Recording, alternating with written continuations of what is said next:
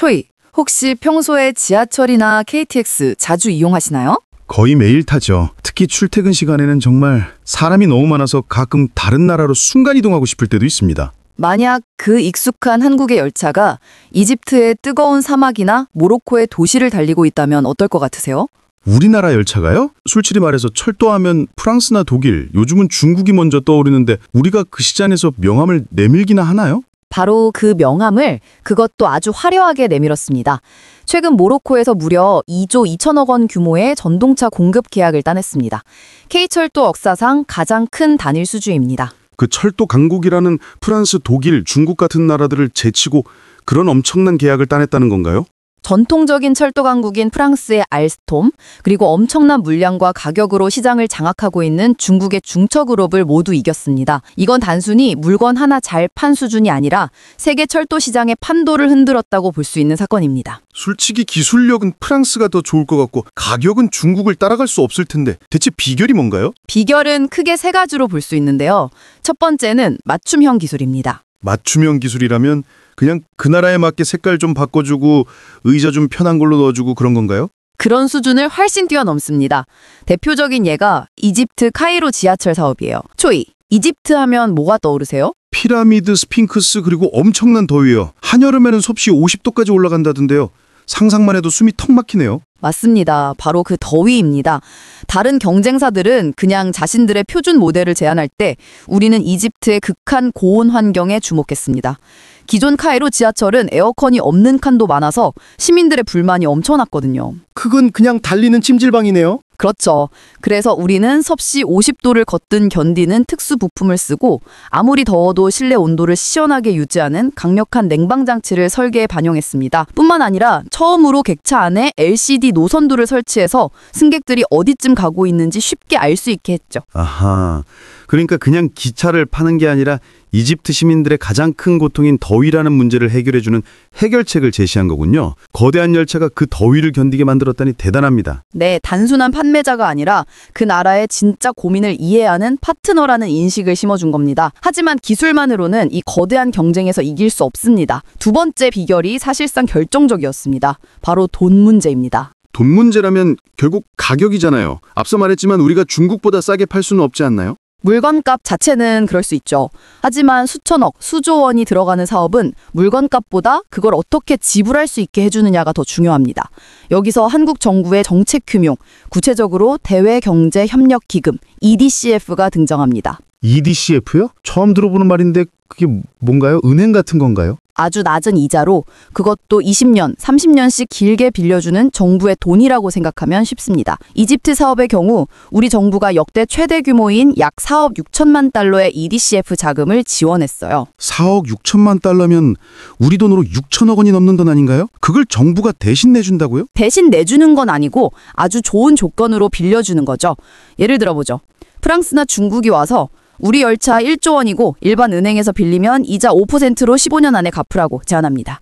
그런데 우리가 가서 우리 열차 똑같이 1조 원인데 저희 정부가 이자 1% 미만으로 30년에 걸쳐 갚을 수 있게 돈을 빌려드릴게요 라고 하면 이집트 정부는 누굴 선택할까요? 와, 이건 고민할 필요도 없네요. 사업 초기에 들어가는 돈 부담이 확 줄어드는 거잖아요. 물건도 현지 사정에 딱 맞춰서 만들어주는데 돈까지 거의 공짜로 빌려준다니 이길 수밖에 없었겠네요. 바로 그 점이 경쟁에서 이길 수 있었던 핵심적인 무기였습니다. 기술이라는 창과 금융이라는 방패를 모두 갖춘 셈이죠. 그리고 마지막 세 번째 비결이 있습니다. 바로 원팀 코리아 전략입니다. 원팀 코리아.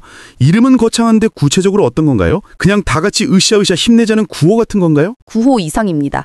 열차를 만드는 건 현대로템이라는 회사지만 수주 전에는 국토부 장관, 외교부 같은 정부 부처는 물론 한국철도공사, 코레일까지 모두 한 팀으로 나섰다는 뜻입니다. 코레일요? 거기는 그냥 한국에서 기차 운영하는 곳 아닌가요? 해외 사업이랑 무슨 상관이 있죠? 그게 아주 중요한 포인트입니다. 이집트나 모로코 같은 나라 입장에서 수조 원짜리 최첨단 열차를 덜컥 사기가 무섭겠죠. 이렇게 비싸고 좋은 걸 사왔는데 고장나면 어떡하지? 우리 기술자들이 제대로 운영할 수 있을까? 이런 걱정이 당연히 들 겁니다. 하긴 그렇겠네요. 최고급 슈퍼카를 사도 운전법이나 정비법을 모르면 그냥 비싼 고철덩이가 되는 거니까요. 정확합니다. 그때 코레일이 나서는 겁니다. 걱정 마세요. 우리가 KTX를 수십 년간 성공적으로 운영한 경험을 바탕으로 앞으로 몇 년간 운영과 유지보수 기술, 노하우까지 전부 전수해 주겠습니다. 당신네 기술자들을 전문가로 만들어 드립니다. 라고 제안하는 거죠. 아, 이해했어요. 이건 진짜 파격적인 제안이네요. 차만 덜렁 파는 게 아니라 그걸 안전하고 완벽하게 탈 수 있는 방법까지 전부 알려주는 거니까 사는 사람 입장에서는 모든 위험 부담이 사라지는 느낌이겠네요. 맞습니다. 이 세 가지, 즉 현지에 딱 맞는 맞춤형 기술, 경쟁국이 따라올 수 없는 파격적인 금융 지원, 그리고 운영 노하우까지 전수하는 원팀 전략이 합쳐져서 프랑스와 중국을 모두 이길 수 있었던 겁니다. 듣고 보니 정말 치밀하게 준비했네요. 우즈베키스탄에도 우리 고속철을 처음으로 수출했다면서요? 거긴 또 다른 의미가 있을 것 같은데요? 네, 우즈베키스탄 수출은 한국이 자체 개발한 동력 분산식 고속철, 즉 KTX 이음과 같은 방식의 열차를 처음으로 수출했다는 점에서 기술적 상징성이 매우 큽니다. 동력 분산식이요? 그게 기존 KTX랑 다른 건가요? 겉보기엔 비슷하지만 속은 완전히 다릅니다. 우리가 흔히 아는 KTX 산천은 맨 앞과 맨 뒤에 있는 기관차가 모든 객차를 끌고 미는 방식이죠. 이걸 동력 집중식이라고 합니다. 반면 KTX 이음 같은 동력 분산식은 여러 객차 아래에 작은 엔진이 분산 배치되어 있습니다. 그래서 모든 바퀴가 스스로 굴러가는 힘을 갖게 되죠. 아, 그러면 가속하고 멈추는 게 훨씬 빠르겠군요. 역사의 거리가 짧은 우리나라나 중앙아시아 지형에 더 유리하겠네요. 정확합니다. 가감속이 빠를 뿐만 아니라 무게가 여러 바퀴로 분산되니 선로에 주는 부담도 적어서 유지보수에도 유리합니다. 우리가 그 최신 기술을 수출한 데 성공한 겁니다. 대단한데요? 네, K철도가 기술적인 측면에서 세계 최고 수준에 도달했다는 것을 증명한 셈입니다. 그럼 앞으로도 이런 성공 사례가 계속 나올 수 있을까요? 저는 가능성이 충분하다고 봅니다. 특히 이집트 사례에서 주목할 점이 하나 더 있습니다. 바로 현지화 전략입니다. 현지화 전략이라면 아까 말한 맞춤형 기술 같은 건가요? 그것과는 조금 다릅니다. 이건 아예 이집트 현지에 우리 기술로 열차 부품 공장을 함께 짓고 생산을 같이 하는 겁니다. 처음엔 우리 부품 비중이 높겠지만 6년 뒤에는 전체 부품의 75%를 이집트 현지에서 생산하는 게 목표입니다. 잠깐만요. 그건 좀 이상한데요?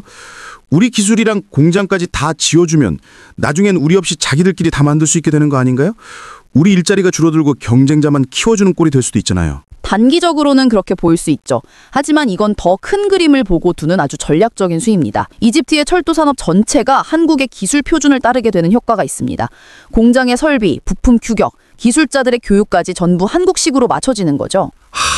이해했어요. 이건 한번 우리 방식에 익숙해지면 나중에 다른 나라 기술이나 부품을 쓰기가 아주 어렵고 비효율적이 되는 거군요. 바로 그겁니다. 앞으로 이집트가 추가로 열차를 주문하거나 부품을 교체할 때 자연스럽게 한국 기업과 협력할 수밖에 없는 구조를 만드는 거죠.